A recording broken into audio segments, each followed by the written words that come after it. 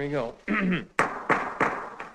I'd like to call to order the Planning Commission of the City of Wheat Ridge, September 4th, 2025. If you will stand as you're able and join me in the Pledge of Allegiance. I pledge allegiance to the flag of the United States and to the republic one nation under God.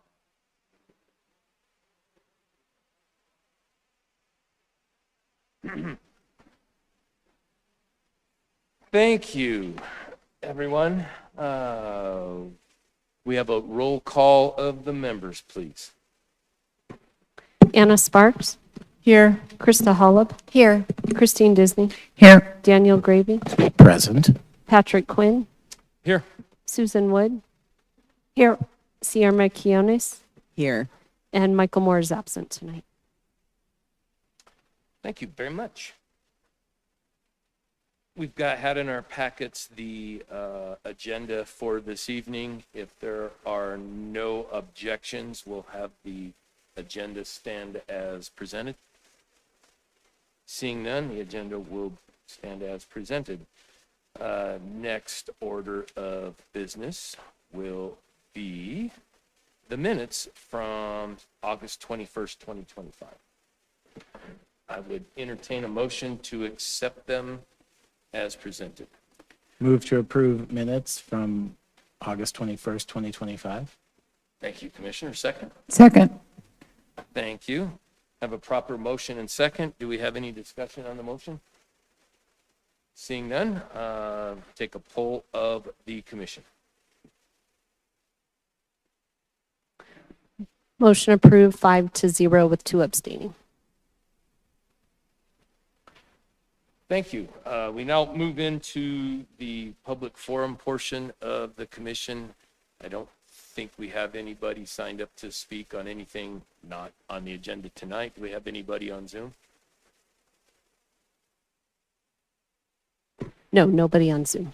Okay, then I will close the public forum and we'll move to our first order of business. Would you mind presenting our first item agenda, Commissioner Disney?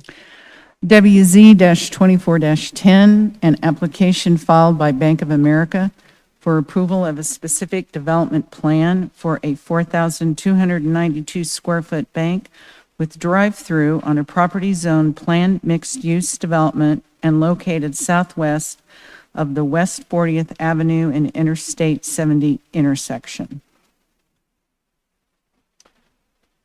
Thank you. We have a staff presentation. We do. Thanks.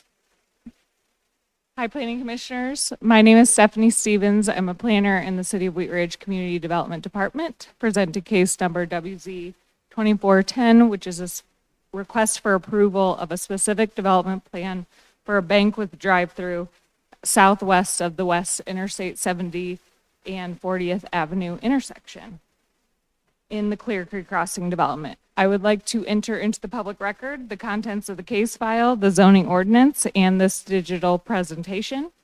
The property is within City of Wheat Ridge. All appropriate notification and posting requirements have been met. Therefore, Planning Commission has jurisdiction to hear this case. The subject site is outlined in red on the screen. Site is currently vacant. And to the north across West 40th Avenue is the newly constructed Intermountain Health Hospital and Medical Office Building.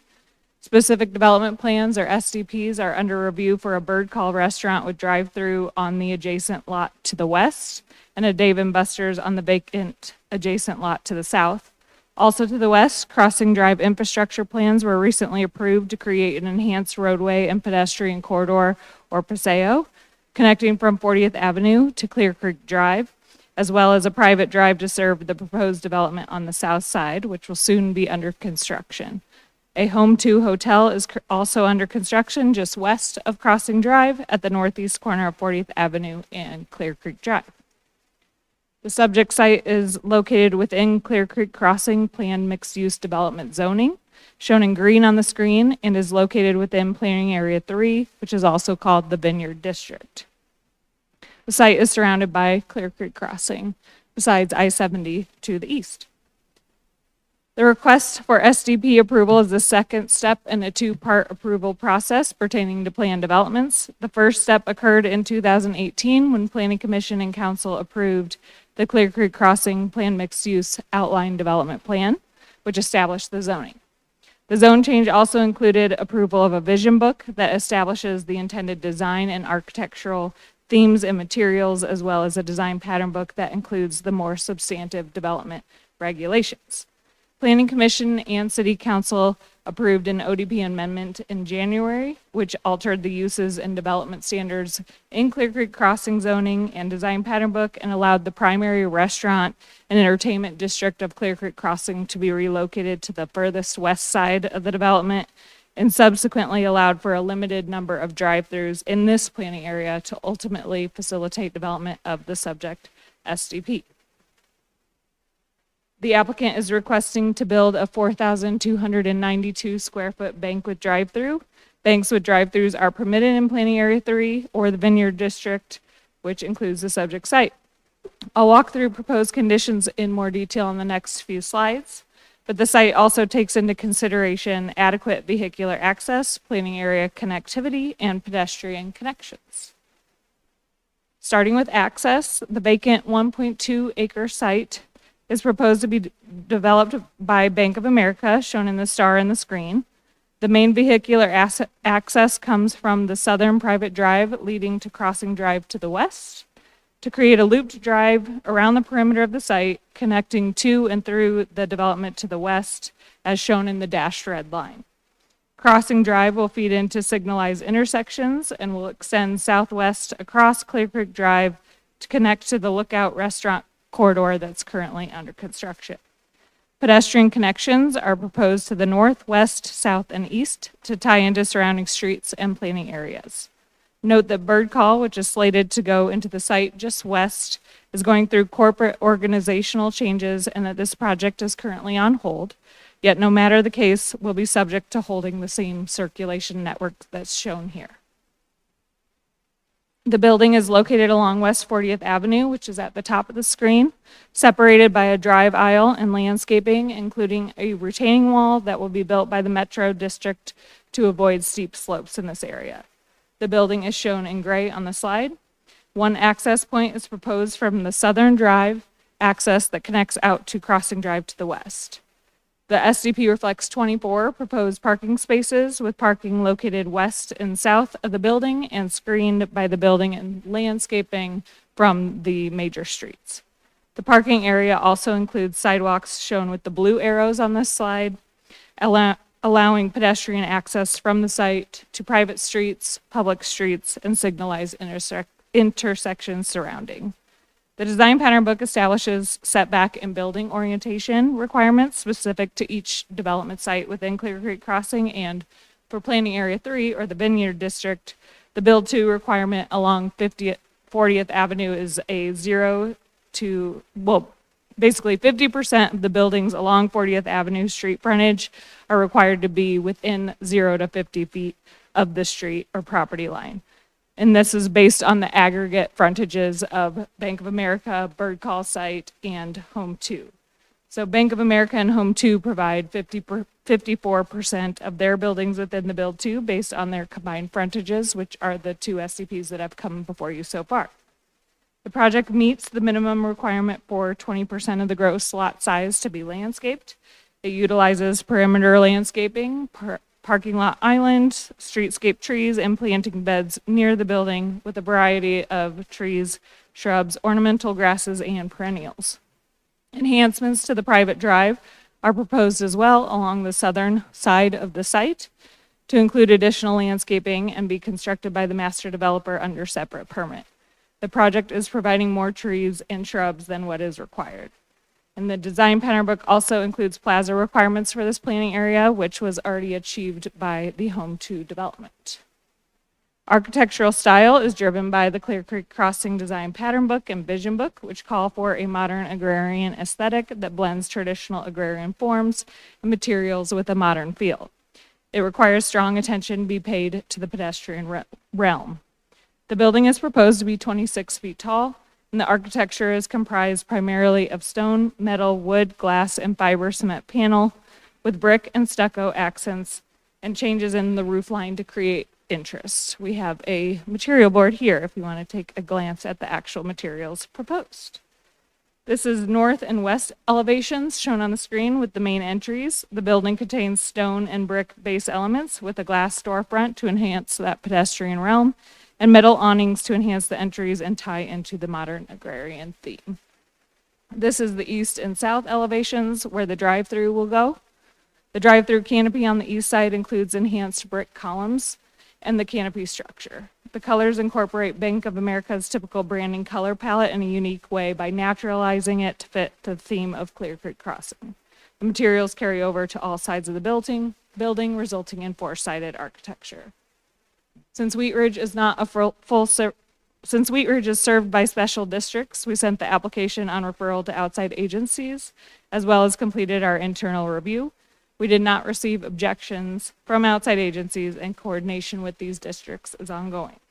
Civil construction documents are nearing approval, and a recommended condition of approval has been added to denote that minor changes may be required to coordinate this development with surrounding infrastructure improvements being constructed by the master developer and to match civils with the approved SDP. Before the hearing, the property was posted for 15 days and letters were sent to property owners and tenants within a 1,000-foot radius, and the project was posted on Wheat Ridge Speaks. We did not receive any comments in advance of this hearing. And ultimately, staff finds that the SDP is consistent with the outline development plan and is in compliance with all standards set forth in the ODP, the Design Pattern Book and Vision Book, and City Code. The SDP is consistent with the purpose of a planned development, and all agencies can serve the property. So therefore, staff is recommending approval with conditions as listed in the staff report. And that concludes my presentation. Myself and the applicant are here for questions, but the applicant does not have a presentation tonight. Thank you. Thank you. Well, you just hurt my chi because I was all ready to say, you know, the applicant have a presentation, but since they don't, now we will have to open for the public comment. And I don't see any public. Do we have anybody on Zoom? Nobody online. All right, I will close the public comment and I will open it up to any questions that the commission may have, starting with Ms. Woods. Well, I'm almost hesitant to ask this question, but I just want to get a greater understanding of this. And it's both the internal circulation, how that will work, vehicular and pedestrian as well, and then the access points. And I was curious to the street, and I was curious if that's an additional signalized intersection on, is it Crossing Drive? And I'm guessing maybe not, but it was just seeking greater clarity. But I also want to say before I stop talking, I really appreciate the point-by-point explanation and how the proposal met with all of the development criteria. I know that's probably always done, but I'm still new enough to the Planning Commission here to not know this, and it really was helpful in reading it. So thank you. Good, thank you. Yes, this slide on the screen right now shows where those signalized intersections are located. There's one on 40th Avenue as you go, so you'll go west. If you're exiting this site, you'll go west to Crossing Drive. You can go north or south, and both of those intersections at 40th Avenue and Clear Creek Drive will have signals at those locations. Thank Very you. good. Thank you. Commissioner Quinones. I have no questions. Commissioner Gravy. No questions. Thank you. Commissioner Hull. Thank you. One question I had about the overall plan, I want to make sure I understand how the drive-through permitting works. So if this site is a drive-through and then Bank of America leaves, does the drive-through stay with the site, or could somebody take that permit or whatever it is called to a different site so long as it doesn't go over the 2 per district? That's a great question. So the ODP actually limits, so this is planning area 3, basically everything that you're seeing on the screen that's east of Clear Creek Drive. And then planning area 6, which is like where the lookout is to be located, between those two planning areas, a total of 5 drive-throughs can be proposed. If Bank of America were to leave, it could be relocated to another location within those two planning areas. And right now with Bank of America, Bird Call, and Bonfire, I think those are kind of like the 3 sort of slated right now. So they would be allowed 2 more if Bird Call moves forward. Okay, so it's not attached to the site necessarily. Not the specific site, Okay, correct? that's helpful.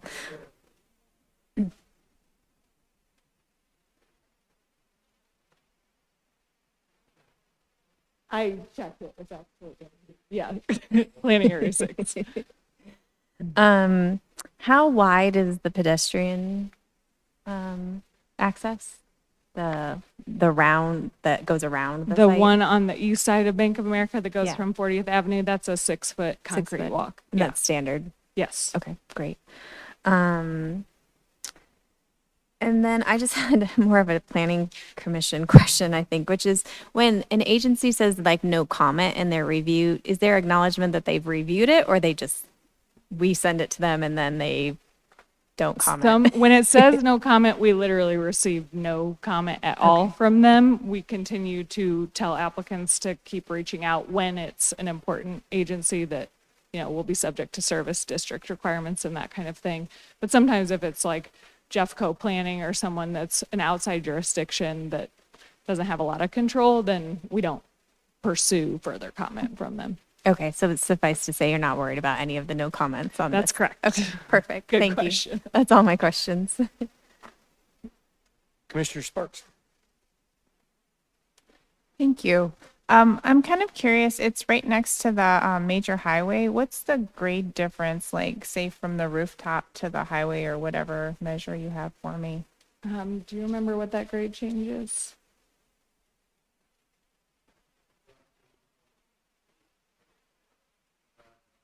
And I think the grade is more significantly changed as you move further south. So like the Dave and Buster's that is proposed SDP in for review right now, they have a retaining wall on that side, but the Bank of America didn't justify a retaining wall for the grade changes. So it gets more steep as you move further south from this development. So it's 20 feet vertical difference between I-70 and this site ground? From like the one that's shown on the screen that's called future development, I would say that one is about a 20-foot grade difference. Okay.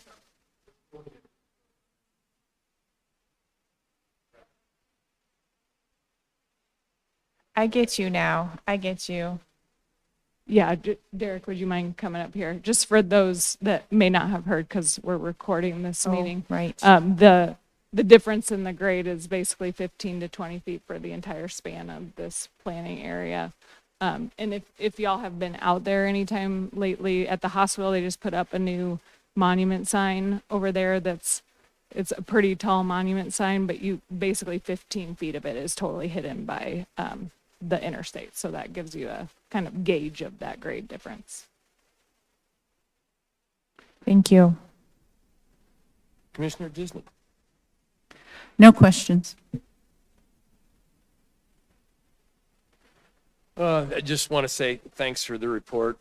My real job, we have a lot of work there, so I drive by it quite a bit. So just want to say thanks for the report. You folks at planning do a wonderful job bringing us the information to make our job a lot easier. So thank you very much. Thank you. I will close the public hearing and would entertain a motion.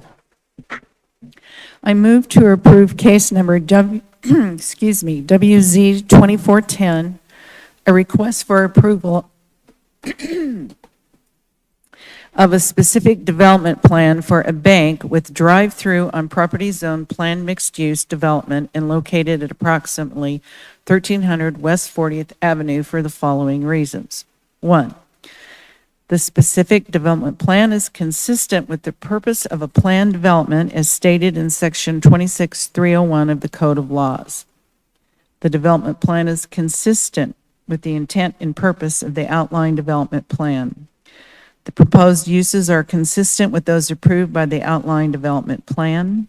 4, all responding agencies have indicated they can serve the property with improvements installed at the developer's expense. 5, the specific development plan is in substantial compliance with the applicable standards set forth in the outline development plan and with the city's adopted design manuals, with the following conditions. 1, minor site adjustments may be required to the civil construction plans to coordinate this development with surrounding infrastructure improvements and the replat. 2, the developer shall enter into a development agreement with the city to be recorded with the county clerk and recorder prior to issuance of building permits. And 3, building permit submittal shall be consistent with the SDP. Thanks for the motion. Do we have a second? Second. And thank for the second. Do we have any discussion on the motion at all? Yes, Commissioner Holland. I just wanted to thank the Planning Commission for also working with the developer to not abandon sort of the views from the non-dominant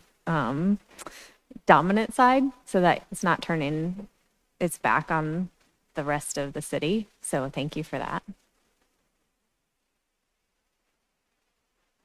Any other discussion? Seeing none, poll of the commission, please. Maybe. Motion approved, 7-0. Thank you. I believe those are all of the public hearings we have in front of us. So we'll now cruise on to old business. Jana, do we have any old business? No, Mr. Chair, we do not have any old business. Would you like me to move on to the dates? Sure. And then dates, and then we have our, We do have, we have another presentation for the boards and commissions update. Would you like to hear that first? let's do that. Okay, thank We'll you. get the hard stuff out of the way. Okay.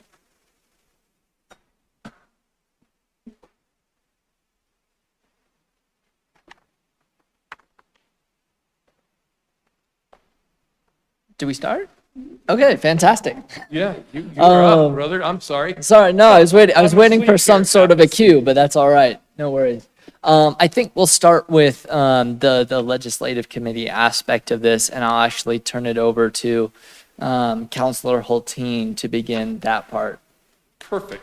Sorry, Counselor, if I'm That's all out of right. my zone here. That's all right. Good evening, everyone. Councilmember Rachel Hulteen, District 2. Just first thank all of you for your service to our city. This is a heavy lift committee, so just recognition and gratitude for your time and your skills. I'm here tonight because this year Wheat Ridge stood up for the first time a legislative committee, and this was really born out of the recognition that there are a lot of decisions that are made at the state capitol that have a significant and direct impact on our community. And while the city of Wheat Ridge, like many, most cities and towns in the state of Colorado, we're a member of the Colorado Municipal League, which is technically the lobbying entity for the city. There are very specific things that are debated and decided and enacted through state law that really impact us here. And without a legislative committee with a specific agenda, we were kind of ad hoc participating in that process. And so we started in January, so we're officially the newest committee. And it is composed of, right now, Mayor Starker, myself, and Councilmember Dan Larson. And we, what we have tasked ourselves with is to review the key legislation, take positions on key legislation, but more importantly, to identify 3 to 5 different bills that are going through the legislative session to really try and either support them, amend them, or oppose them because their passage would have the impact on our city. Those decisions are guided by a legislative agenda, which we drafted and adopted for this last legislative session. The legislative agenda is a collection of priorities and guidelines that we use to compare against the bills so that we know which bills are most important to take action. Any of you, I'm looking at you, Dan, who are involved with the legislative session, a lot of bills get started, not all of them make them across the finish line, but there's a lot of information. So one of the most important things we're doing is trying to figure out which are the bills that have the most impact on our city. That is our number one threshold test, is that a bill needs to have significant impact either through its passage or by trying to keep it from passing. So we have another legislative session starting this January, like every January. They run from the second week of January through the second week of May. And we will be updating the legislative agenda as we enter into the 2026 legislative session. I, as the chair of the legislative committee, realized that our legislative agenda is only as good as the information that goes into it. This was our first year. We were kind of flying by the seat of our pants. But I felt it was really important for us to actually reach out to our boards and commissions. You guys are street sleuthing. You have incredible insight and expertise on what's important in our city. So we are here tonight to present the legislative agenda to you and to seek, first of all, answer questions, but really seek guidance and input from the planning committee on what are some strategic important items that we should be really looking for as we filter through all those bills and pick which ones we're actually going to take lobbying action on.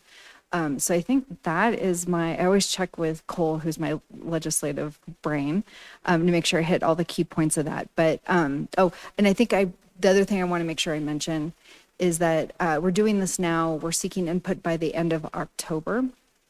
And then once legislative session starts, we're pretty much like heads down, just paying attention to the bills. So our interaction with the boards and commissions will be lighter. However, if a key bill is coming through that we feel like coming back to you for input, we might do that. Or if we decide to take action, we may be looking for experienced voices to help connect with our elected officials who are representing us at the state capitol to share the city's position. So those are some things that could happen once the legislative session gets going. And then the thing I'm adding at the end of it is that you all are also citizens and residents of our beloved city.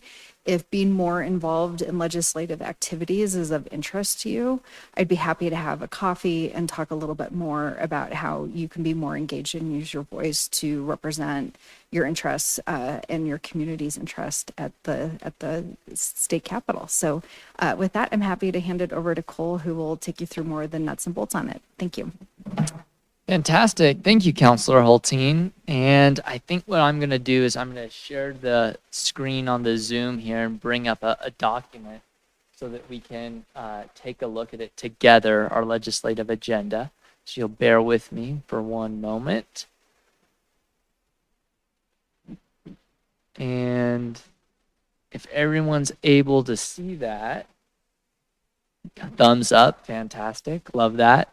And I love to start with this, the best picture that's ever been taken in the city of Wheat Ridge, because how does it get any better than a couple of our public works folks with some baby ducks that they've rescued from a gutter. So we had our own Dawn moment, if you'll remember that from the oil spill in the 2000s. And Councilor Hulteen's tired of that joke because she's heard me tell it like 5 times now. But I still think it's a good one. So this is our 2025 legislative agenda. I wanted to show you folks this document because we are going to ask you to take a look at it and give us your feedback on the community development section in particular. So let's go to that page and we'll take a look at it together. So here is what your community development page looks like. And this is the same format on this page as well as all of the other pages in the document.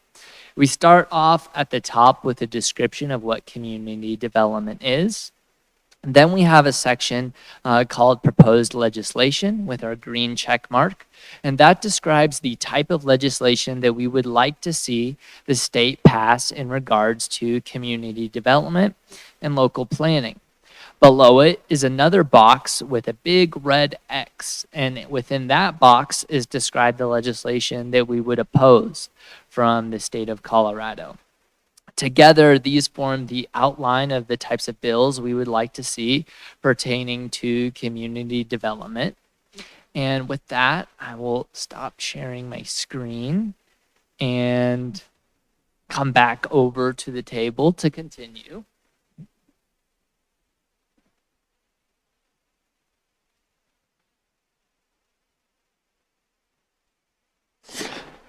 So to continue, that is what our legislative agenda looked like.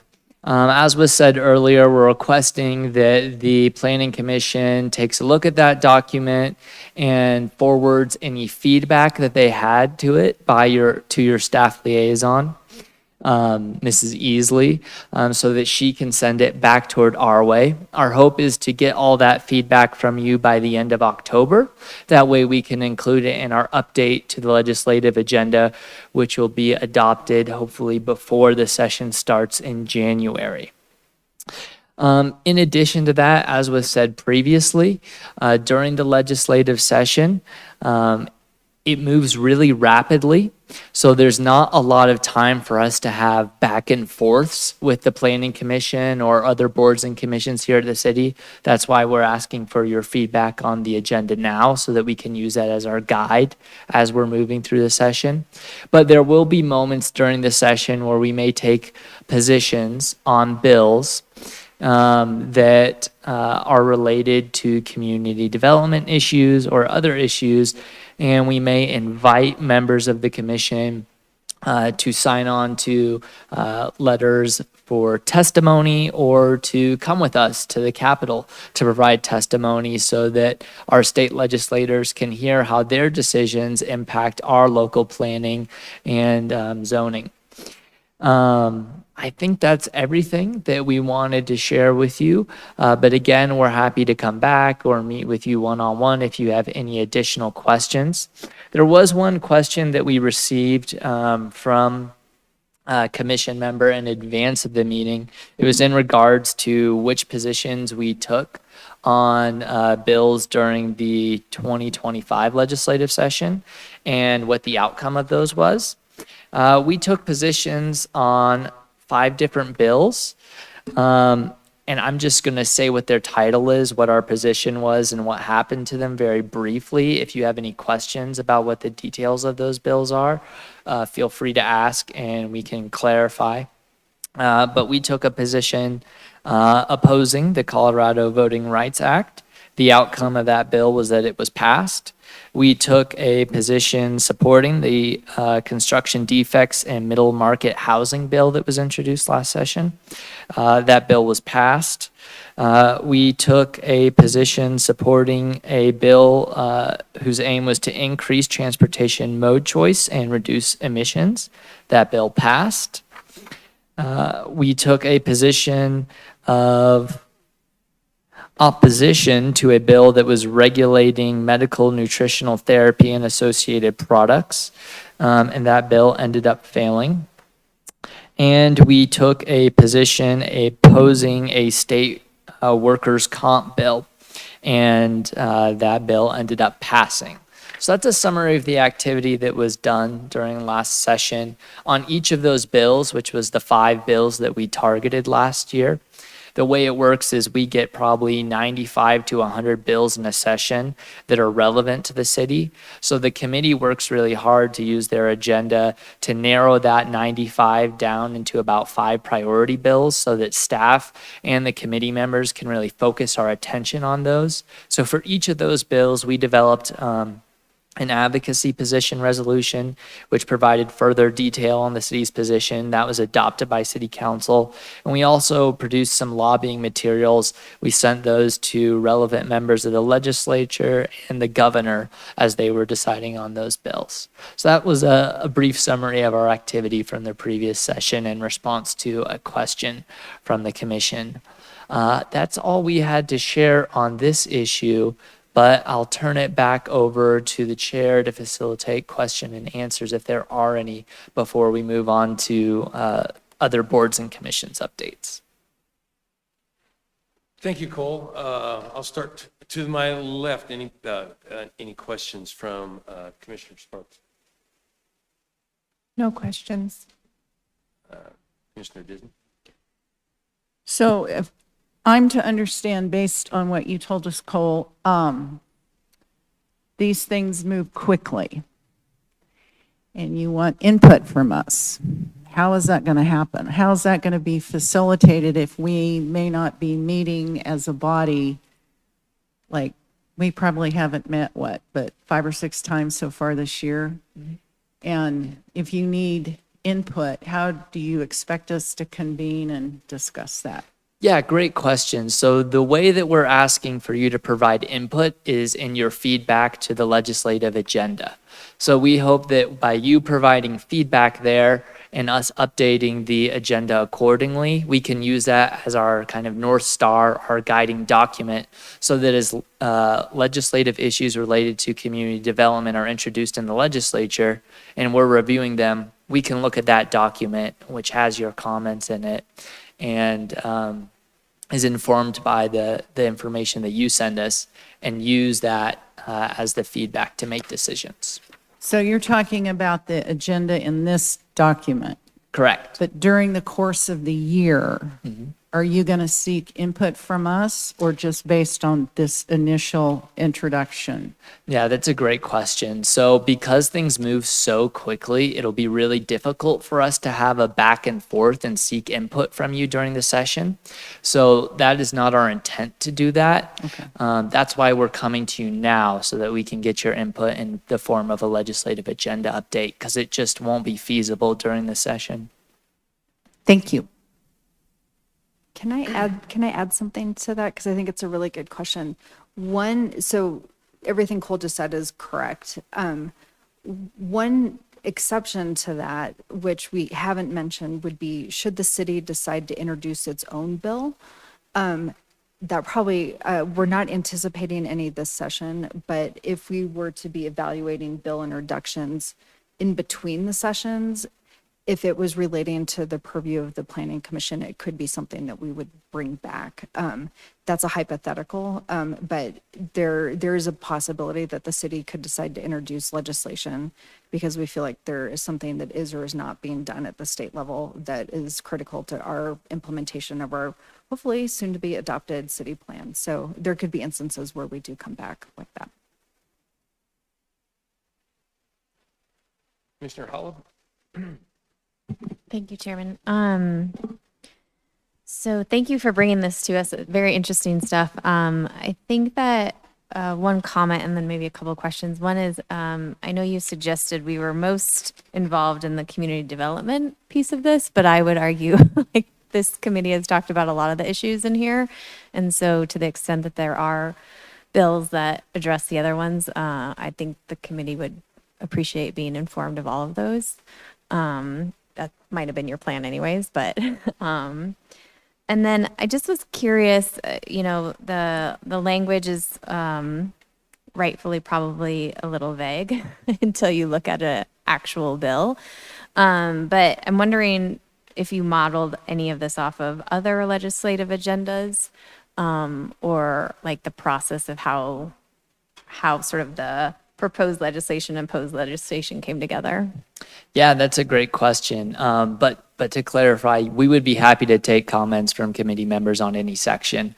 We were simply directing you to that one because it was the most pertinent, but as you stated accurately, due to the purview of your commission, you folks touch on a lot of the issues that are described throughout. So if you do have the opportunity to look through other sections and provide feedback, we would love to receive that.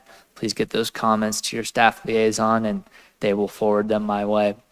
Now, in regards to the process for how the proposed and opposed was developed for the first year, what we did was we took a look at the Colorado Municipal League's positions on these things, and then we took a look at the city's adopted plan, and then we tried to get input from community development. We knew that they were working on a new city plan, so we tried to get some feedback from what we've heard from residents in that area to help draft it. And then I made the first draft using those materials. We had our community development director review it, and then we had it brought to city council after it was reviewed by the legislative committee, and then it was adopted by the city council. So that's the process for how it was developed in our first year. And for the second year, we're really excited that we're able to bring the document to each of our boards and commissions so that we can get more of a holistic input on its development. Sounds like a lot of work. Thank you.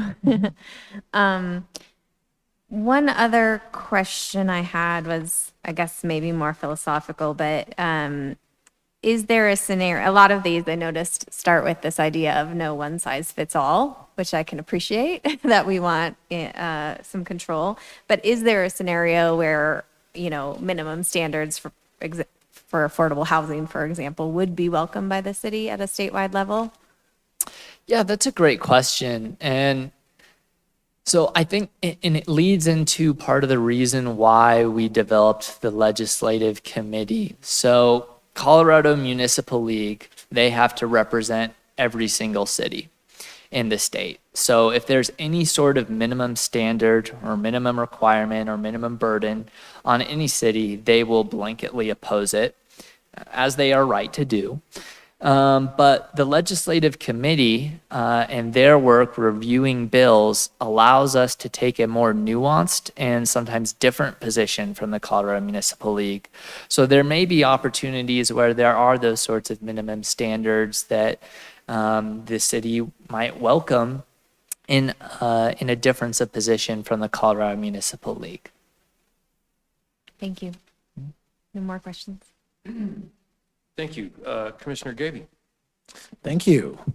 Well, this is very interesting, and I have a few comments just kind of about, you know, this effort and then also kind of specific to my role.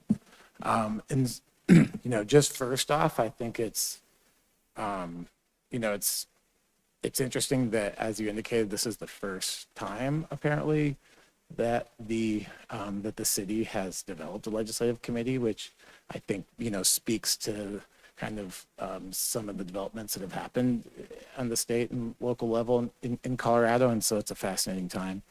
And I really encourage this approach of being proactive and, you know, not simply just responding to what happens at the state level, but rather trying to develop positions and anticipate these things and try to influence the outcome. You know, I find myself in an unusual position with this one because as I think some of you know, I work as staff for legislative council for the Colorado legislature, and we are a nonpartisan staff agency, of which there are a few down there. And because of the unique kind of structure and role that we have, I personally am refrain from taking, you know, any public position on any bills, because it's important as nonpartisan staff that we don't compromise our work as it applies to all 100 members of the legislature, of the General Assembly. So, you know, I will engage as to how is appropriate in this effort. You know, I will say that I do have some expertise on the process, you know, and in particular on public input, public testimony, you know, how the public engages, and that could be lobbying efforts, you know, anywhere or from individual citizens, whatever. So, you know, I'm happy to be a resource, but it does prevent me from probably weighing in on some of the policy side. But I do, I do appreciate the way that this is structured, and I especially appreciate how Councilmember Hulteen, how you indicated that you're bringing in the boards and commissions of the city, because I know that there's a lot of untapped, expertise or opinions that have merit that from our volunteer, all of our volunteers here in the city. And so I think this is a really, really excellent effort, and I commend you all, and happy to be a resource however is appropriate. Thanks. Thank you, Commissioner. Commissioner Quinones? I have no question. All righty. And Commissioner Woods? So first of all, I really commend the effort, and I really appreciate, Cole, what you said about the city wanting to develop their own voice and their own agenda and own set of standards, because back to Commissioner Holub's comment, one size doesn't fit all, and we are a big state. And so to have a monolithic voice that speaks for everyone, a lot of the times, I think it does go that way, and that works fine, but not always. So I think this is wonderful, and I truly commend the effort. And one question that I had is, I guess this document is a little lengthy for this purpose, but I wonder if any thought might have been given to maybe something more abbreviated actually being provided to legislators prior to or at the beginning of the session, so they have some basis for looking at how a western suburb city in the metro area thinks. So that's just one thought. It's such a great document, and there's so many good things in it that I have to think there's a lot of good use for it. And so anyway, that was one thing. And then I was also curious in going through and choosing the bills that you reviewed and taking positions and putting things together, was testimony provided? I know that's always a big step, and it's time consuming to do that, but I was just curious. I mean, this is already monumental steps for the first time. Yes, testimony was provided. So Councilor Larson, on behalf of the Legislative Committee, provided testimony in opposition to SB 25001, Colorado Voting Rights Act. And then staff provided testimony in opposition to HB 25-1300, the workers' comp bill that was introduced last year. And there was another one where our mayor provided testimony in support of HB 25-1272 related to construction defects and middle market housing. So it was the first year, but we were very active. I think that is really fantastic. I am forever proud of our city, honestly. That takes a lot to pull all that together and get it done. And it's great to have a voice. Can I add a little bit to that, to both of your points, Commissioner Wood? One of the things that's been exciting about forming this committee is that our legislators who happen to live in Wheat Ridge are actually really excited to have a committee to engage with. And the 2025 House Majority Leader Duran, who lives in Wheat Ridge, she and I are planning on meeting the Friday after our legislative committee so that I can convey to her in relatively real time what are the discussions we're having and what are those priorities. So being able to have that type of like focused real-time engagement with our elected who are representing the constituents that I represent in our city, and then they represent at the Capitol, having that close affiliation and staying like in real time. And an example is we opposed SB 001, which was the voter right, because it conflicted with the interests of our city. Not that we are not in favor of extending, voter rights, but Representative Duran actually took our position very seriously, and as the House Majority Leader, had a lot of hard conversations with her colleagues. Ultimately, she did vote in support of it, but she took our position and socialized it across her party and her colleagues so that they understood that position. So I'd say that's an example of the impact we can have when we not only take the position, but are in close dialogue then with our legislators to make sure that they're listening to us and conveying our interests to their colleagues under the dome. So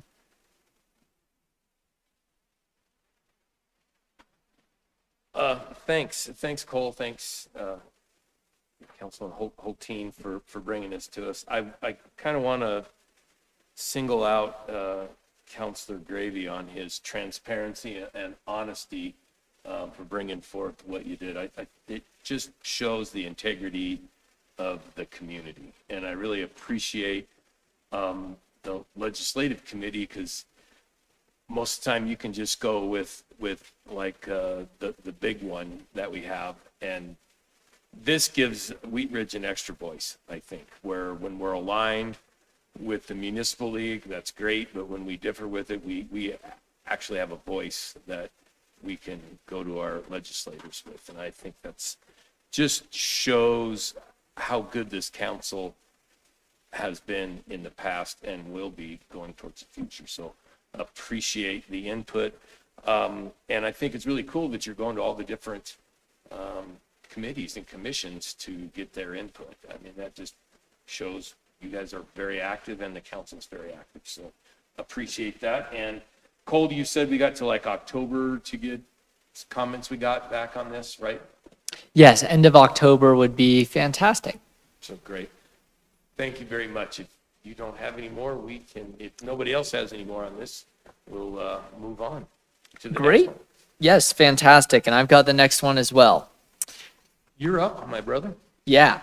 So the next issue that I would like to speak with the Planning Commission about is updates to your bylaws.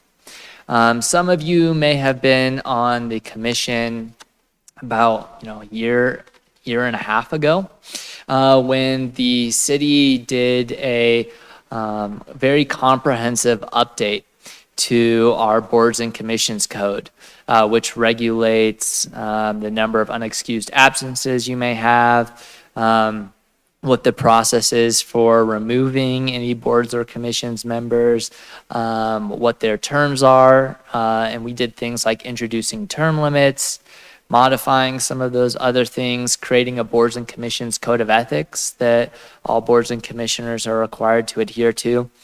And then after we passed the ordinance, we came to every commission and we had them update bylaws that were compliant with those changes to our municipal code. Since it's been some time since those were implemented, I'm returning to every board and commission to check in, see how those changes have been received by the commission, and see if there are any additional changes that the commission would request staff make either to their bylaws or to the municipal code. Included in the memo that I was able to send you were a few pointed questions that we'd like the commission's feedback on. Specifically, we'd like your feedback on the new unexcused absences requirement. The regulation there is that absences are excused if they're due to illness, emergency, force majeure, or if the member provides at least 7 days notice to the chair and staff liaison. All other absences are considered unexcused. 2 of those absences in a 365-day period results in automatic removal, although the board may vote to reinstate an automatically removed member. So we'd like feedback from the commission on whether or not that's working well, if the 7-day notice period is appropriate, or if you think it should be shorter or longer, if the 2 unexcused absence limit has been reasonable or if it should be adjusted. I'll pause there to see if you'd like to answer that question before I move on to the other 2. Commissioners, any comment on that? Commissioners? Excuse me. Hey, I've sat on a lot of different boards, so I'm giving this from the lens of past experience. I think that for excused absences, the employer requirements, being full-time employed by other parties. I don't just sit on planning commissions. I think that takes a lot of weight. I recently let staff know that I did have a requirement during one of our upcoming planning commission meetings I did get that within the 7-day time period, but I'm just stating is that you should probably consider that as one of the instances, along with illness and emergency and force majeure. Employment is important to pay for living here for me. There's typically 3 unexcused absences allowed on the past boards that I've sat on. I'm not saying that we need to be the same as other boards, just for considerations. And then also, instead of automatic removal, it typically was a letter to council or the appointing board, which I believe is the council here as well. So it didn't automatically eject someone from it, that there was another consideration by other folks as to whether that person was being legitimate, participating in the planning commission, how they were able. And that is my notes. Thank you. Any other comments on the poll? Commissioner Grady? Thank you. Yeah, I will, couple quick thoughts. I think that, the effort when it was made, as you referenced, a year and a half ago or whatever, was overall very positive for the city. I think it, encouraged more folks to get involved ultimately, which I think is super positive, and I think it did have that effect. I do think that the 7 days might be a little short, only because, staff is always very good about communicating upcoming meetings. And so, there aren't surprises. However, to Commissioner Sparks' point, we all are busy folks, and, there may be an instance where you'll get, the reminder email, from staff saying an upcoming meeting, and it could run up against that 7-day from time to time. And I just think that there might be an instance where a commissioner has maybe, for whatever, reason, kind of slipped the mind on a specific date, sees the email, and it's already kind of at that 7-day. And so, I would try to, allow for a little bit more grace, unless there's like a reason that I'm not thinking of that the 7-day was selected. The other thing I think to think about, which I'm sure you all do with this, is, you want to have that balance of making these not so strict that you are inadvertently creating vacancies where there may not be enough folks to fill all the positions, and you don't want to find yourself in that position. But, I think since these changes have been put in place, we haven't run into any issues with them on this body. And so, they don't seem unreasonable in practice. But I will say the 7 days seems like it could maybe be moved to 10 or something, if that doesn't impact other, I don't know, reasoning for making the change. And otherwise, I don't have any problem with how it's written now. Thanks.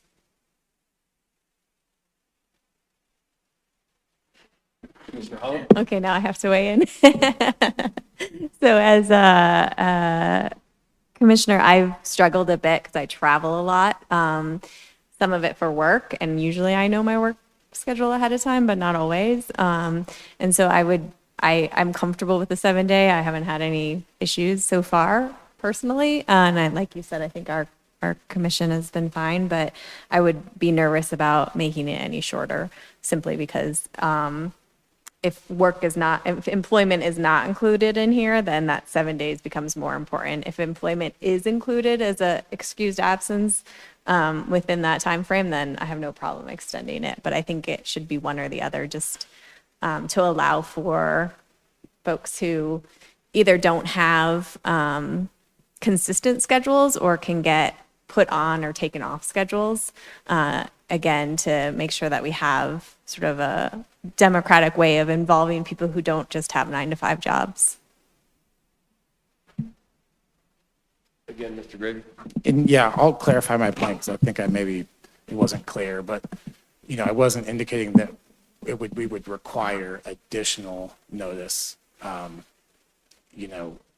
rather than, it could be in some instances, if we want to get into this, that, less notice would be appropriate. I don't want to make it, my comments were not intended to make it more likely for an unexcused absence to occur, because I think I misspoke on that, and I apologize for the confusion.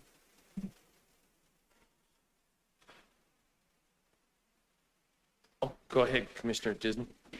I was just looking through the bylaws, and I don't see in here, and somebody may see it, the length of term for a commissioner. Is it included in the bylaws, or is that somewhere else? That's in the municipal code. Okay. So the bylaws are meant to include mostly everything that's not in the municipal code, if that makes sense.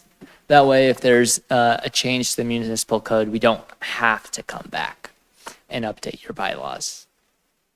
Yeah, it can make things a little confusing because you're supposed to be able to read this document sometimes and get all the information, but it's in two different places. Any other comments, questions? I haven't seen an issue with anything. Cole, I'm going to come to this and then all of a sudden I get sick working to this. Like all of a sudden last night I had a bad clam.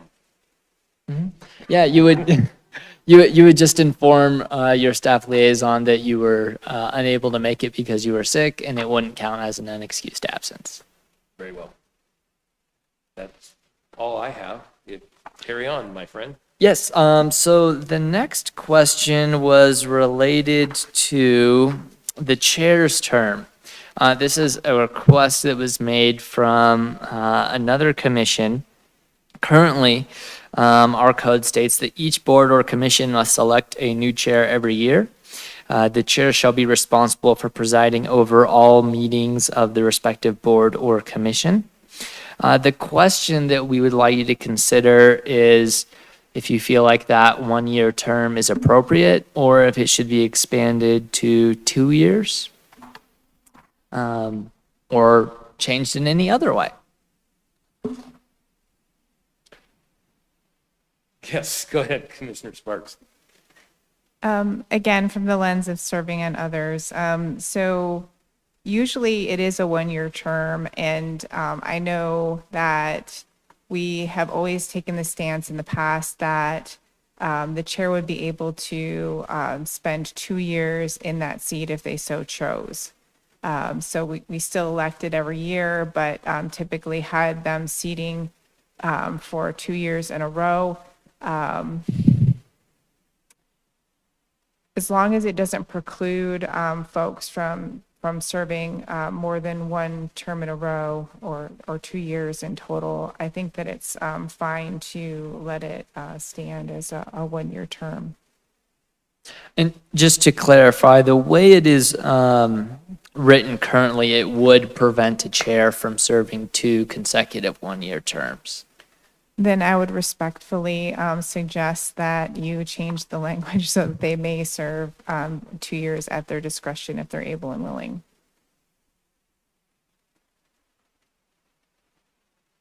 Commissioner Disney? Well, I can honestly say that I would have preferred, no, I'm kidding. I think 1 year, 1 year is sufficient. If we want to have 2, is that what you're saying? They should be able to serve 2 if they want? I think that should be left up to the individual. 2 years is fine. I don't know. Commissioner Holland? Just one question. If our terms are 3 years and someone was appointed chair in their last year, how would that work? Yeah, so if they were appointed to a 2 year term in their last year, then they would serve their 1 year as a chair, and then when they lost the position, you would vote on a new chair. Okay, so easy solution to that. Commissioner Grady? And so just to clarify, it seems that it would be reasonable to allow for 2 years if they were voted, through that process by the commission for a second term. I think holding the vote every year makes sense.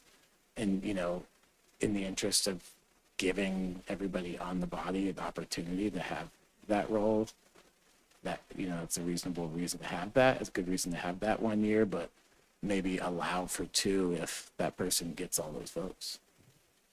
That's my thought. Commissioner Quinones? Nothing? Oh, Wood? I defer to those really who have been serving for some time to really assess how the system is working. And I appreciate your comments tonight, so I'm going to stop right there. Okay. I kind of think that I should be here for life. No. I gotta win first. So, I agree with like a 1 year term with if you get reelected by your peers for an additional year, I think a 2 year maximum consecutively would be appropriate. I kind of think, just my 2 cents in there. If your peers think you're that great, then just keep going. But I do like the idea that like a maximum, so we give somebody else a chance. I mean, because somebody else can make a fool of themselves at this, in this position would be great. Thanks, Cole. Anything else, brother? Just a general question, if you were able to review them, the bylaws, if there was any additional questions or concerns about those bylaws that you might have, or any additional comments about changes that you'd like to request, we'd be happy to receive those now.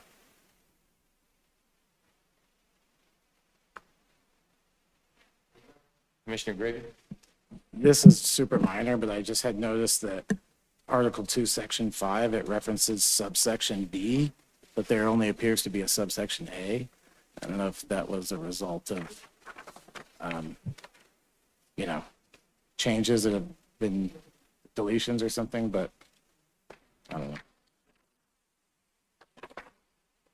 About the executive session process. Yeah, I'll take a look at that.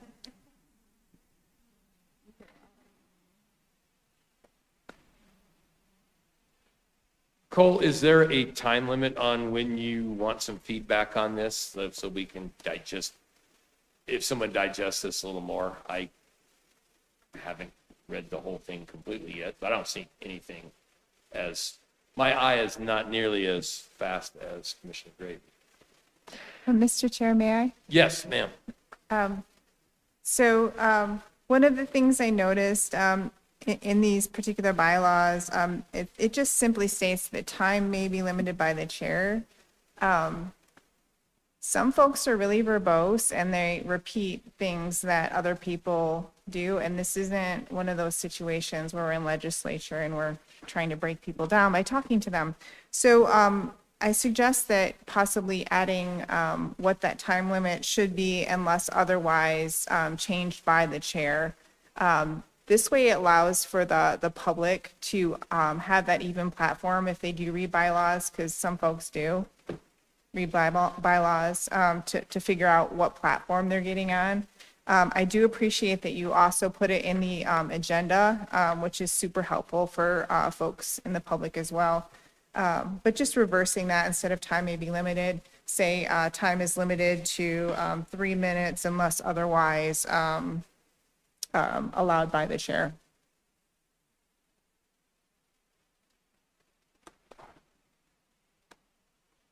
Without dragging this on, and I'm just remembering the public right to speak is a 3 minute, but when they're giving testimony on a specific item, there was no limit unless we have a whole lot of people here, and then I think the chair can limit it to a couple of minutes or make a limitation on it. Is that how it's set up now, and is that an ordinance, or is that just Bob's Rules of Order kind of thing. Well, I think that's what we all adopted too, was instead of Robert's rules, it was Bob's, if I remember right, which I'm testing my memory bank here. So because I appreciate the comment by Commissioner Sparks, I just want to make sure that we don't have an ordinance or something that guides that. I'm not quite sure what the authority on that is, whether it's in your bylaws, the code, or if it's just the rules of order that you've adopted, but I could certainly look into it. Thanks. If I Sparks? may follow on to that, Yes. I think in all fairness, it should be the same amount no matter the hearing. No matter if there's a lot of vocalization ahead of time with emails, et cetera. Fair platform, no bias, everyone gets the same allotment. And then if you feel that as chair, someone has a specific relevant point that you want them to continue past the 3, then you as chair have that discretion.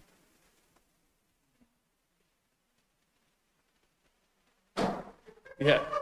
Well, I know in my previous life as at the union meeting and when I was president there, they gave everybody 7 minutes, one time to go around and then no more than 2 times to go around. So, yeah, so, but I understand. I agree that, the 3-minute on the public's right to speak when they're given testimony, the same consideration would be. And I thought that's how it was, but we had something here one time and I was schooled that there was no time limit on that testimony, I thought. So, but anyhow, good conversation.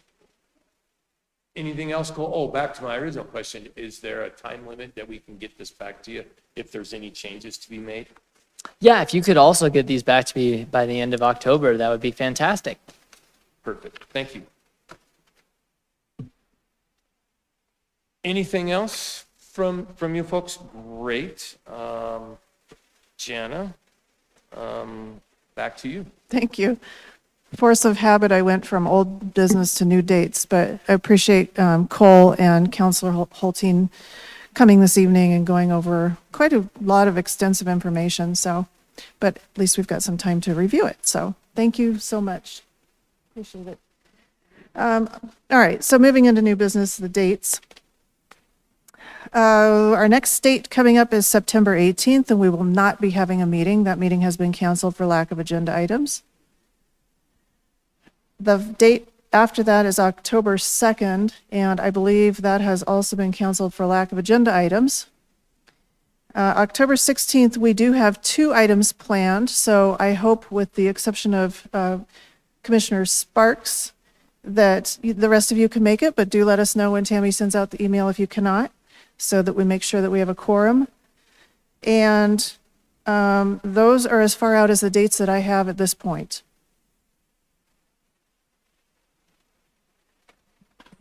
I'm sorry, you said there will be a meeting on the 16th? There will be on October 16th. Okay, thank you. Perfect. Thank you. Project updates? I don't have any project updates from the last time that we met. Thank you. Any commissioner updates? I have one. I played in the local works golf tournament today, and it was a fantastic event. I left before they announced how much money they raised, but it was a lot of fun and another really well-run event by Local Works. I just want to give them a shout out. It was amazing how many people were there and everybody had a good time. Awesome. Well, I appreciate everybody's effort tonight and, Commissioner Hall, go right ahead. I'm sorry, I'm terrible tonight. Did you want to go first? Okay. I just wanted to let everybody know that the Sheridan safety study recommendations have come out, and recommend that we all take a look at those and give our feedback as they are looking at improvements to that corridor that borders our city. Where do you find that? The Dr. Cog website. They will also be at the Dragon Boat Festival this weekend and at Lakewood Cider Days if you want to I don't know what they're going to be showing there, but I assume it'll be more visual than just on your screen. Commissioner Woods? All right, I was not sure I was going to share this or not, but the grand opening, the ribbon cutting, for the Greens on 38th is on Saturday morning. The Zumba class that I go to at the Wheat Ridge Rec Center, they're going to do the class at not early, it's 11:30 in the morning, but it's a fabulous class. So if anybody's interested in Zumba, you guys should come. Sherry's the instructor, she's great. Great. Commissioner Disney, one more? And this is a personal plug. September 13th, the Glens in Lakewood, which is a neighborhood, has an art walk. And I will be there with some of my oil paintings, which are for sale. So I'd like to invite you. And then it's the whole neighborhood. I don't know if you've ever been in that part of town, but it's no curb and gutter. It's neat old houses. And all kinds of artists will be there, not just me. It's not just for me, it's for lots of people. But anyway, I will be there. We thought it was just for you. Yeah, if I remember right, that was designed back in forever ago, like around a Scottish glen. And you can get lost in there very easily. I know for a fact. If there's any other commissioner reports? Seeing none, I entertain a motion to adjourn. Second. All in favor? Leave. Motion approved, 7-0. Thank you. Have a great night. Drive safe.